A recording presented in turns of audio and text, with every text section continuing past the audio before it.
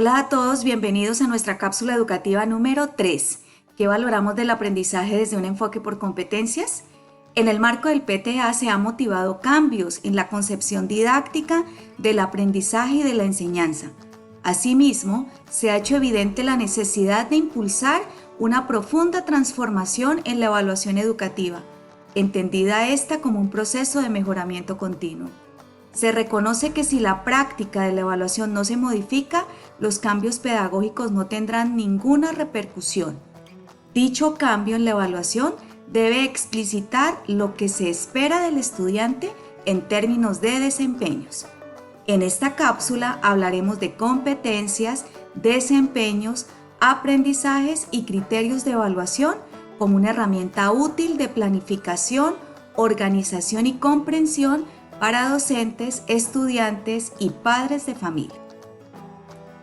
Recordemos que el término de competencia empieza a ser utilizado en el sistema educativo a partir del año 2006, de múltiples maneras y se emplea para catalogar cualquier actividad que el docente quiere valorar. Entonces nos planteamos la siguiente pregunta: ¿qué valoramos del aprendizaje desde un enfoque por competencias? Si lo que valoramos es una habilidad, una capacidad o una facultad para realizar una actividad o tarea, o si lo que valoramos son los conocimientos, o la actitud, la aptitud o el talento, o lo que valoramos es la transferencia, tarea o evidencia. Todas estas nociones efectivamente están directamente relacionadas con la competencia, por lo que ahora nuestra tarea será definir cuál es la predecesora o sucesora, o si estos productos son asociados y permiten o no al estudiante desarrollar una competencia. Empecemos por aclarar que todos los seres humanos nacemos con una configuración biológica que, de acuerdo a Costa y Abasco, estos tres primeros estadios de la competencia son preexistentes a cada persona desde su nacimiento. Por tanto, son la base del proceso de desarrollo y de aquí que por factores externos como los sociales, económicos, entre otros, estas facultades puedan convertirse o no en capacidades. Frente a ello se puede concluir que las facultades son meras potencialidades y las capacidades son su puesta en acción al punto de lograr una tarea. Ahora bien, cuando un estudiante consigue no únicamente completar la tarea, sino realizarla con desempeños diestros, se puede afirmar que sus capacidades han logrado llegar a establecerse como habilidades. Los desempeños entonces son esas señales o pistas que ayudan al docente a valorar el desarrollo de las competencias de los estudiantes que contienen los conocimientos, las capacidades y las actitudes deseables para alcanzar la competencia propuesta. Respecto al desarrollo de habilidades podemos identificar tres etapas. En la inicial, el estudiante se enfrenta por primera vez a una tarea, por lo tanto requiere una mayor inversión de esfuerzo, tanto cognitivo como de energía, de tiempo, entre otros. En esta etapa inicial, los desempeños están llenos de errores. En la etapa intermedia, el estudiante ya ha memorizado, dado que ha empezado a adquirir ese conocimiento procedimental, asimismo empieza a eliminar los errores de los desempeños para completar la tarea. Requiere una menor inversión de tiempo con relación a la etapa inicial. En la etapa final o la etapa de encapsulamiento ya no hay una inversión de esfuerzo para atender esas tareas y completarlas, dado que ese conocimiento procedimental ha sido adquirido, lo que quiere decir que ya hay una automatización de esa habilidad. Aquí es importante decir que los criterios de evaluación deben corresponder a la etapa que se quiere valorar. No es lo mismo valorar los desempeños en una etapa inicial que en una etapa intermedia o en una etapa final o de encapsulamiento. Ahora bien, a continuación hablaremos acerca de cómo los aprendizajes hacen parte de este proceso de desarrollo. El perfeccionar una capacidad a una habilidad requiere un proceso de aprendizaje, dado que el estudiante construye una base de conocimientos. Aquí el estudiante aprende qué hacer, cómo hacerlo y cuándo hacerlo. Sin embargo, el aprendizaje no queda en la habilidad, sino que continúa ampliándose, ya que perfeccionar esa habilidad a las capacidades requiere siempre un proceso de aprendizaje. En ese sentido, como lo dice Acosta y Vasco, el competente da un paso más allá en el desarrollo de la habilidad. Además de ser capaz de completar esa tarea específica, también debe ser capaz de encontrar nuevas tareas o situaciones en las cuales pueda aplicarla. Por lo tanto, ser competente es lograr transferir sus habilidades, es decir, estar en la etapa final.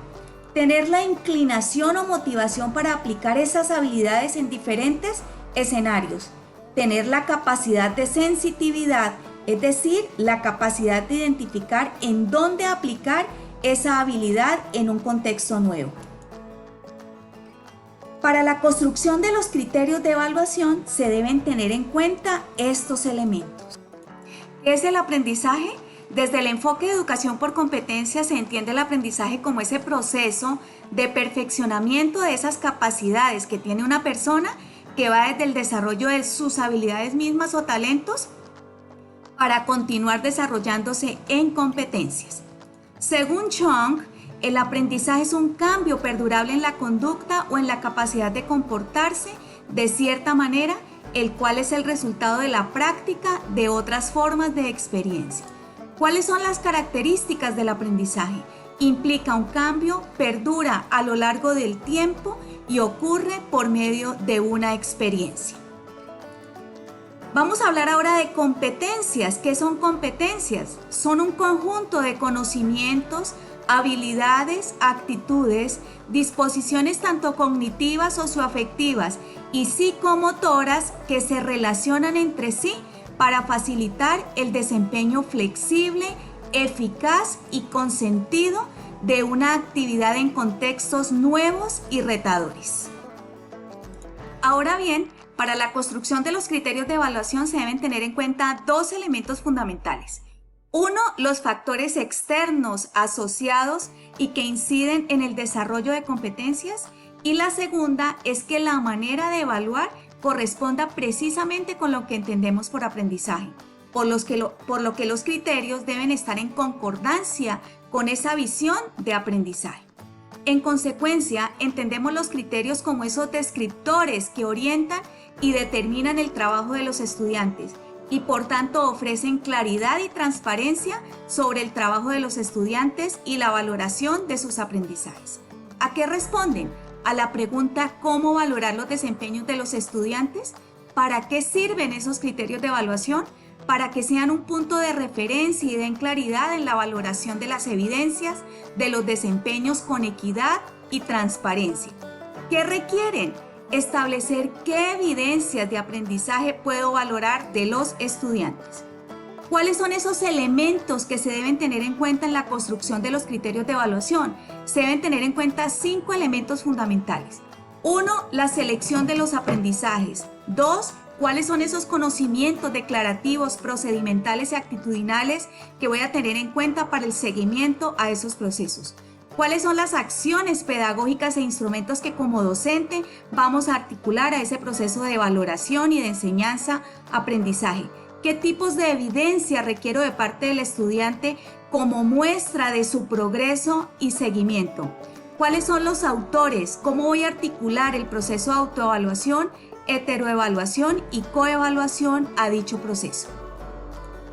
Bueno, de esta manera hemos querido hacer una aproximación a los términos de competencia, aprendizajes y criterios de evaluación. En la segunda parte de esta cápsula ampliaremos sobre los criterios de evaluación, sus elementos y cómo tienen aplicabilidad en una planeación que redunde en procesos evaluativos que den cuenta de los aprendizajes priorizados de los estudiantes. Esta es su CDA Innova. Gracias.